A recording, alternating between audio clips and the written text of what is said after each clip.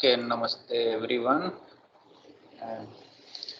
तो आज हम चैप्टर 5 के बारे में बात करेंगे, जिसका विषय है सृष्टि उत्पत्ति के प्रारंभिक चरण। तो चैप्टर 4 में हमने काल तत्व के बारे में बात की।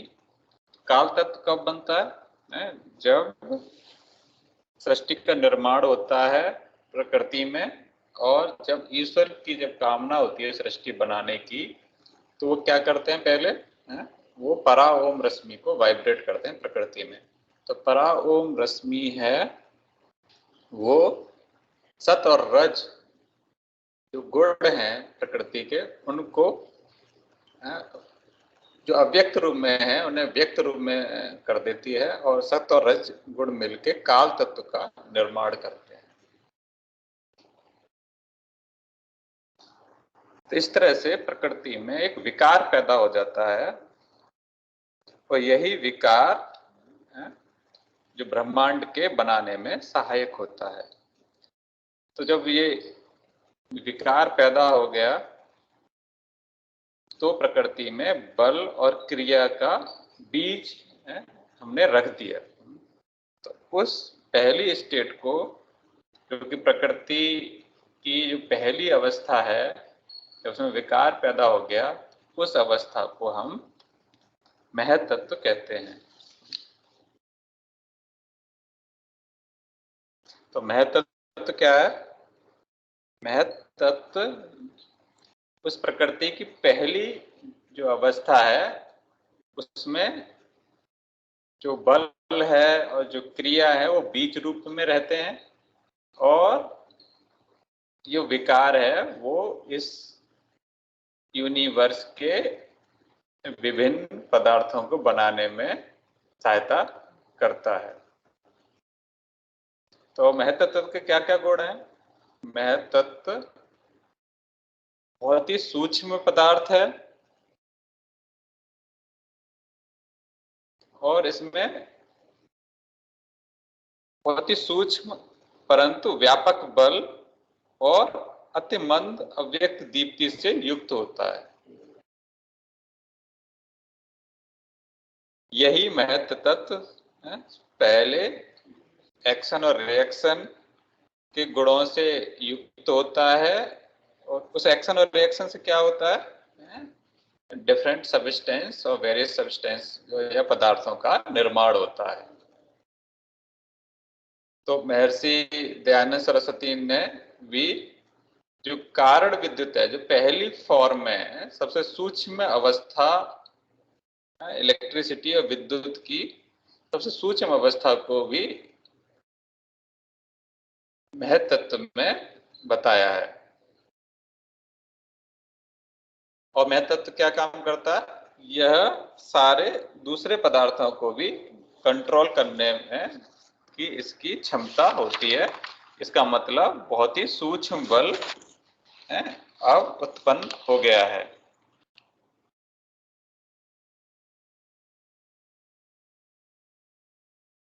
अब यहीं से जड़ पदार्थ जो कि जड़ मानो प्रकटावस्था में आना प्रारंभ कर देते हैं, और प्रकृति की जो थी अव्यक्त अवस्था थी वो भंग हो जाती है ना।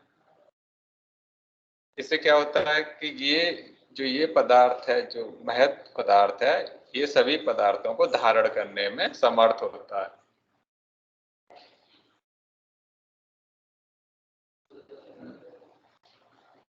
और ये महत ही सब पदार्थों को संरक्षित व गतिशील रह पाता है।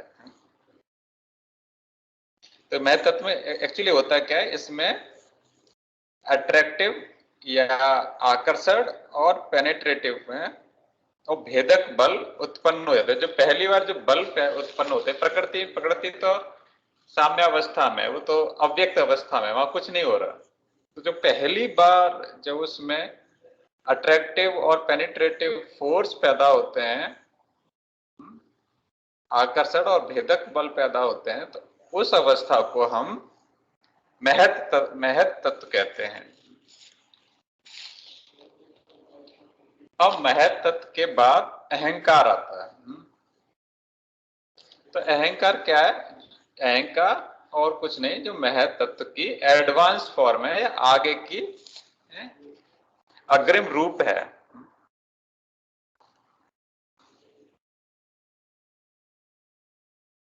तो या और क्या कह सकते हैं, जब महत तत्व जो कॉस्मोस का क्रिएशन हो रहा है उसके सेकेंड स्टेज में जाता है, तो इट हैज ऐसा विजिबल फॉर्म, क्योंकि थोड़ा सा इसमें कारण विद्युत पैदा हो गई, विद्युत का जो पहला फेज स्टार्ट हो गया, because of that some light is generated, तो थोड़ा विजिबल फॉर्म में आ गया, और देन इट टर्न एज अहंकार, जब वो अहंकार में बदल जाता है। तो इसमें क्या होता है फिर, कुछ वेरियस देव सब्सटेंस है, कुछ जो देवीय पदार्थ हैं, जैसे प्राण है, इंद्रिया है, मन है, और 3 टाइप की व्यार्ति छंद रश्मियां, भू भुवः स्वः, और दूसरी छंद रश्मियां भी पैदा हो जाती हैं। तो ये सब छंद रश्मियां हैं, वो उनके जो गुण है वो है अट्रैक्टिव फोर्स या आकर्षण गुण को प्रदर्शित करती हैं। तो अब अभी महत तत्व क्या, अहंकार क्या है कि वो महत तत्व की थोड़ी एडवांस स्टेज तो है, लेकिन अब हम वैदिक भाषा में से कह सकते हैं कि ये द्रव्य और ऊर्जा दोनों को मिलके है, वो दोनों स्टेट है उसमें है, द्रव्य और ऊर्जा दोनों स्टेट है। या मॉडर्न साइंस में हम क्या कह सकते हैं इसे, कि यह नहीं, ये तो न तो द्रव्य है, ना ये ऊर्जा है, और ना ये आकाश है। मॉडर्न साइंस में भी इसका कोई क्लियर डेफिनेशन नहीं है इस वाली स्टेट का, लेकिन वैदिक भाषा में इसे हम द्रव्य और ऊर्जा का मिक्स फॉर्म कह सकते हैं। अब क्या होता है कि अब अहंकार तत्व में क्या है कि ओम, जो परा ओम रश्मि थी, वो पश्चंती ओम रश्मि में बदलने लगती है, और अहंकार तत्व भी अपनी आगे वाली स्टेट में मनस तत्व में चला जाता है। तो मनस्तत्व, अब मनस्तत्व क्या हुआ इसमें, तो यही है कि जब परा ओम रश्मि पश्चंती ओम रश्मि में बदल जाती है तो वो स्टेट मनस्तत्व कहलाता है।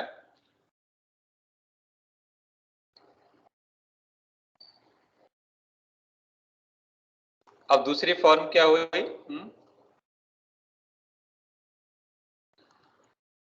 कि the essence of manas tattva is pasyanti from om rasmi, and all the karm actions originate from this vak tattva। तो अब जो सारे जो पदार्थ उत्पन्न हो रहे हैं वो अब पश्चंती ओम और मनस तत्व के रिएक्शन से पैदा हो रहे हैं।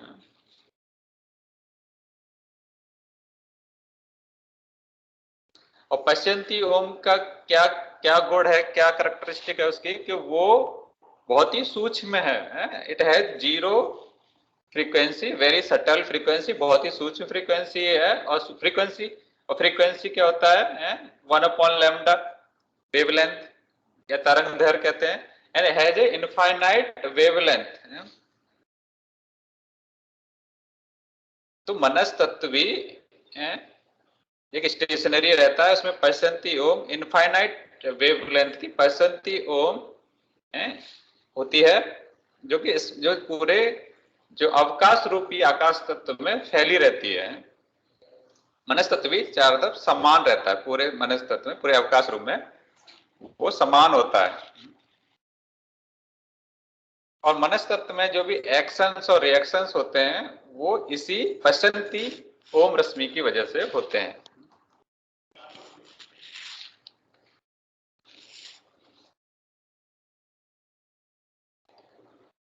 तो इस जो पश्चंती ओम रश्मि और मनस तत्व की वजह से 7 देवी छोटी स्मॉल मैग्नीट्यूड स्मॉल एम्पलीट्यूड की रश्मियां पैदा होती हैं या वाइब्रेशंस पैदा होते हैं, जो 7 प्रकार के होते हैं, जैसे देवी है, गायत्री है, अनुष्टुप है, जगती, ये 7 हैं, इनके बारे में हम आगे चैप्टर में पढ़ेंगे। और ये वाइब्रेशंस आपस में रिएक्शन करके और ज्यादा बड़े और हाई मैग्नीट्यूड के वाइब्रेशंस पैदा करते हैं। लेकिन तब भी जो छोटे वाइब्रेशंस हैं अपना एग्जिस्टेंस नहीं खोते हैं, वो एग्जिस्ट करते हैं। वो ऐसा नहीं कि वो बड़े वाइब्रेशन बने और वो अपना छोटे वाइब्रेशंस खत्म हो गया, उनका एग्जिस्टेंस खत्म हो गया। इसको हम तुलना कर सकते हैं, जैसे तालाब हुआ, उसमें हमने क्या किया कि हमने कोई पत्थर फेंका, तो पहले क्या होता है कि उसमें स्मॉल वेव्स पैदा होती हैं और फिर वो बड़ी बड़ी वेव्स में बदल जाती हैं। लेकिन स्मॉल वेव्स का एग्जिस्टेंस कभी खत्म नहीं होता। इस तरह जो छोटी छोटी रश्मियां भी है ना, वो आपस में ऐसे ट्रेवल कर रही हैं इलेक्ट्रोमैग्नेटिक। ऐसे फॉर एग्जांपल इस अंतरिक्ष में बहुत सारी विद्युत चुंबकीय तरंगें, इलेक्ट्रोमैग्नेटिक वेव ट्रेवल कर रही हैं, गति कर रही हैं। और वो क्या करते हैं, जब आपस में जब अलग अलग डायरेक्शन से मिल रही हैं तो थोड़े टाइम के लिए सुपरपोजिशन होता है और फिर दोबारा अपने अपने रास्ते पर चली जाती हैं, है? तो वो भी अपना जो एग्जिस्टेंस है, अपनी जो पहचान है, वो खोती नहीं है। ऐसा नहीं कि वो खत्म हो गई, नष्ट हो गई, ऐसा नहीं होता। तो उसमें क्या होता है, अगर ऐसा हो जाता तो सारी जो संचार व्यवस्था है, टेलीकम्युनिकेशन है, वो सारा कोलैप्स हो जाता, खत्म हो जाता है। या आप कोई चीज देख रहे हैं, जो हमारी आंखों में जो फोटोन्स आ रहे हैं वो किसी दूसरी चीज से रिएक्शन कर जाते हैं और वो हमें कुछ चीज दिखाई नहीं देती। या कुछ भी हम सुन रहे हैं, साउंड वेव्स क्या होती है कि वो दूसरी चीज से रिएक्शन कर जाती है और वो भी हमें सुनाई नहीं देती है। तो फिर तो चारों तरफ अव्यवस्था का माहौल पैदा हो जाता है।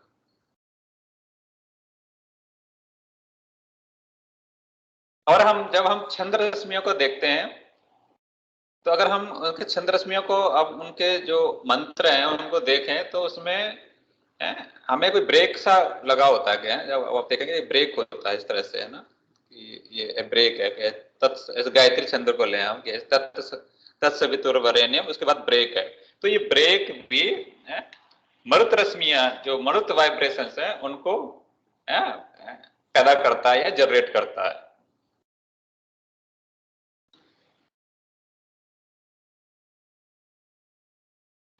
और ये जो ब्रेक है, ये मरुत रश्मियों को कैसे पैदा कर रहा है, this is also matter of research है, कैसे अब हमें और अनुसंधान करना चाहिए इसमें।